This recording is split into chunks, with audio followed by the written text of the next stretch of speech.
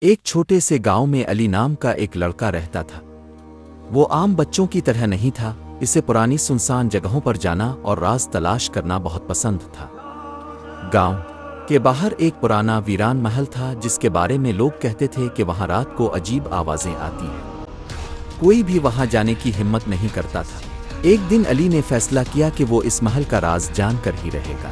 رات کے اندھیرے میں جب سب لوگ سو چکے تھے، علی خاموشی سے گھر سے نکلا اور محل کی طرف بڑھنے لگا۔ جیسے جیسے وہ قریب پہنچا، ٹھنڈی ہوا تیز ہونے لگی اور دروازہ خود بخود چرچراتے ہوئے کھل گیا۔ علی کا دل زور زور سے دھڑک رہا تھا، مگر اس کی تجسس اس کے خوف پر بھاری تھا۔ محل کے اندر ہر طرف گرد اور خاموشی تھی۔ اچانک اسے ایک مدھم روشنی نظر آئی جو ایک کمرے سے آ رہی تھی۔ وہ آہستہ آہستہ اس طرف بڑھا۔ جیسے ہی اس نے دروازہ کھولا، وہ حیران رہ گیا۔ کمرے میں ایک بوڑھا آدمی بیٹھا تھا جس کی آنکھوں میں عجیب چمک تھی۔ تم آخر آ ہی گئے، بوڑھے نے مسکراتے ہوئے کہا۔ علی گھبرا گیا۔ آپ کون ہیں؟ بوڑھے نے جواب دیا، میں اس محل کا راز ہوں اور اب تم بھی اس کا حصہ بننے والے ہو۔ اتنا سنتے ہی کمرے کی دیواریں ہلنے لگیں، روشنی تیز ہو گئی اور علی کو محسوس ہوا جیسے زمین اس کے نیچے سے غائب ہو رہی ہو۔ اگلی صبح گاؤں والوں نے دیکھا کہ محل کا دروازہ دوبارہ بند ہے، مگر اس دن کے بعد کسی نے علی کو کبھی نہیں دیکھا۔ اور تب سے لوگ کہتے ہیں اب اس محل میں ایک نہیں دو راز بستے ہیں۔ علی کو ایسا لگا جیسے وہ کسی اور دنیا میں آ گیا ہو۔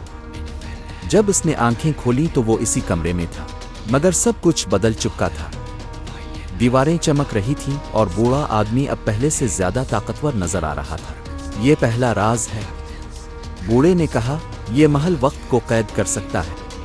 جو یہاں آتا ہے وہ کبھی بوڑھا نہیں ہوتا، مگر کبھی واپس بھی نہیں جا سکتا۔ علی کے جسم میں سرد لہر دوڑ گئی۔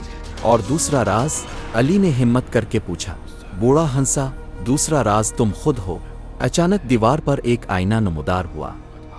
علی نے جب اس میں دیکھا تو وہ چونک گیا، اس کا عکس عام نہیں تھا۔ آئینے میں وہ بوڑھے آدمی کی طرح نظر آ رہا تھا۔ ہر 100 سال بعد ایک نیا نگہبان آتا ہے، بوڑھے نے کہا، اور پرانا آزاد ہو جاتا ہے۔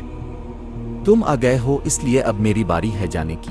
یہ کہہ کر بوڑھا دھیرے دھیرے غائب ہونے لگا اور علی کو محسوس ہوا کہ اس کے اندر کوئی عجیب طاقت آ رہی ہے، مگر ساتھ ہی وہ اس جگہ سے بندھتا جا رہا ہے۔ کچھ لمحوں بعد کمرہ خاموش ہو گیا۔ اب وہاں صرف ایک لڑکا نہیں تھا، بلکہ ایک نیا راز، ایک نیا نگہبان موجود تھا۔ اور گاؤں والے آج بھی کہتے ہیں رات کے وقت اس محل میں ایک بچے کی آواز گونجتی ہے جو کسی کو پکار رہی ہوتی ہے۔ کوئی ہے جو میرا راز سننا چاہے۔